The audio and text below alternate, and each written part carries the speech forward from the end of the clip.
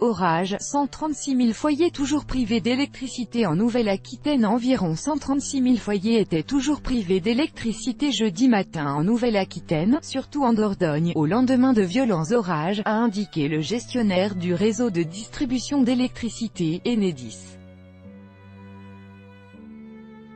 Nous avons toujours pas moins de 95 000 clients coupés en Dordogne, 75 000, Lot-et-Garonne, 8 000, Gironde, 12 000, Corrèze, 26 000, Hauts-de-Vienne, 12 000, et Poitou-Charentes, 3 000, a indiqué à l'AFP Xavier Salon, directeur de la communication chez Enedis Aquitaine Nord. Il y a d'importants dégâts, les orages ont été exceptionnellement violents, selon M. Salon, précisant que des poteaux avaient été cassés, principalement en raison d'arbres abattus par les intempéries. Enedis prévoit de faire un point à la mi-journée pour évaluer le retour à la normale qui posait surtout problème en Dordogne, où jusqu'à 110 000 foyers ont été privés d'électricité mercredi. Ce département a connu un phénomène exceptionnel. Il n'y avait pas eu ce genre de tempête depuis 10 ans, le diagnostic est toujours en cours, a précisé M. Salon. Des renforts humains et matériels étaient en cours d'acheminement jeudi matin, principalement vers la Dordogne et la Corrèze voisine.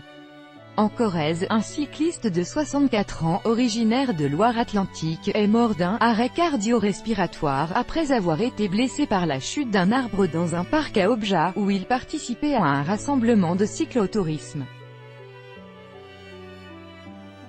En Charente, également en vigilance orange mercredi, de violents orages de grêle ont provoqué d'importants dégâts matériels.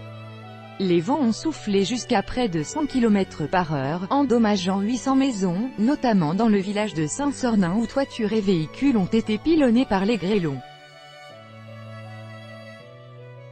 Plusieurs dizaines de sinistrés ont été abrités pour la nuit dans 2 gymnases ouverts par les secours. Côté ferroviaire, le trafic a été principalement suspendu au sud de Bordeaux et en Dordogne en raison de chutes d'arbres sur de nombreuses lignes.